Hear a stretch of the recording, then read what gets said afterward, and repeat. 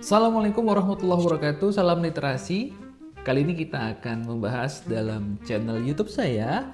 Jadi ada pertanyaan kepada saya, Dr. Rizky, bagaimana program atau kegiatan Dr. Rizky yang selama ini dilakukan? Kenapa kok tidak terlihat lelah, malah lebih semangat? Nah, ini kita jawab dalam video ini. Kalau kita bicara tentang kegiatan, jadi rutinitas kegiatan saya setiap hari, alhamdulillah setelah saya tidak lagi menjabat sebagai anggota DPRD, saya fokus kepada pembenahan unit usaha dan pengembangan usaha. Memang kalau kita berbicara usaha, kita berbicara investasi modal, bagaimana menyusun perencanaan. Namun jauh-jauh hari saya sudah banyak belajar, dibekali juga dengan orang-orang yang saya anggap mampu untuk membidangi usaha tertentu dan berhasil. Ini yang saya lakukan hari ini. Jadi saya memfokuskan unit usaha apa yang saya lakukan dan geluti hari ini. Alhamdulillah saya sedang fokus kepada dunia pendidikan, kesehatan, media, dan juga pertanian.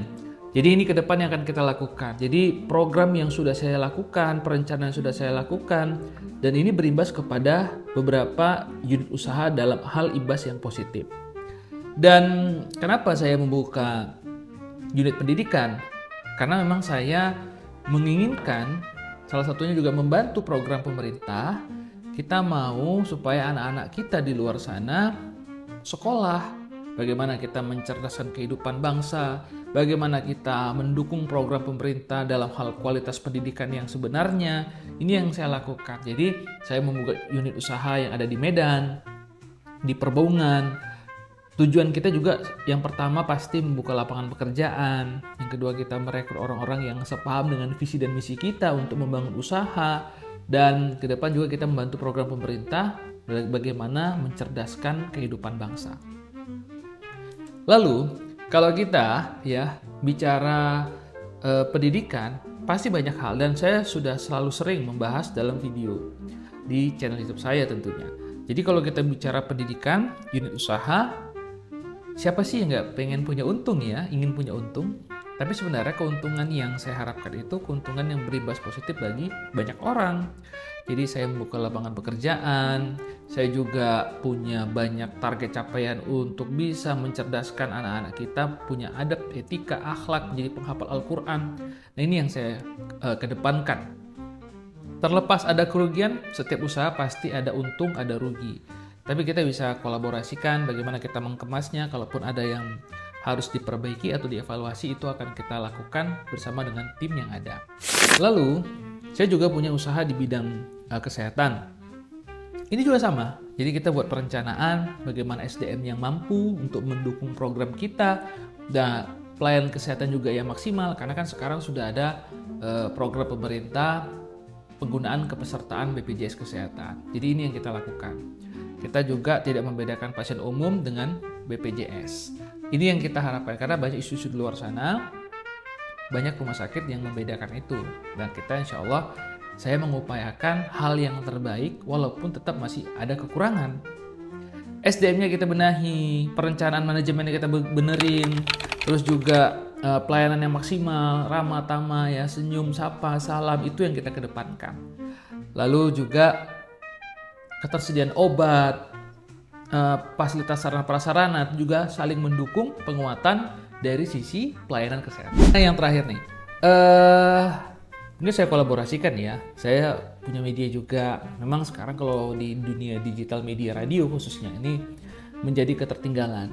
Tapi bagaimana kita mengupayakan hal yang terbaik dalam hal media siaran. Walaupun terkadang masih banyak kekurangan, ada hal-hal yang harus maintenance alat, perbaikan, administrasi perizinan. Ini yang terkadang membuat sulit di lapangan. Namun tentunya bersama dengan tim, kita coba mengupayakan yang terbaik. Dan ini saya sedang progres juga untuk pengembangan pertanian dalam hal perkebunan kelapa sawit. Kita juga ingin bangun bertani coklat, banyak hal yang akan kita lakukan. Jadi kalau bicara perencanaan, saya orang yang selalu menata perencanaan diri. Jadi kita coba membuat skema apa yang harus kita jalanin. Saya catat, besok saya harus lakukan apa, jam segini harus kemana, dan deadline targetnya harus tercapai di tahun berapa. Ini yang saya lakukan. Ya terkadang tadi ada juga fase yang menghambat, ada fase sulitnya. Tapi saya masih tetap optimis, saya masih tetap punya rasa niat semangat yang kuat, bahwasannya kalau kita mau, apapun bisa. Yang paling penting dalam akhir video ini, kita menjadi orang yang bersyukur.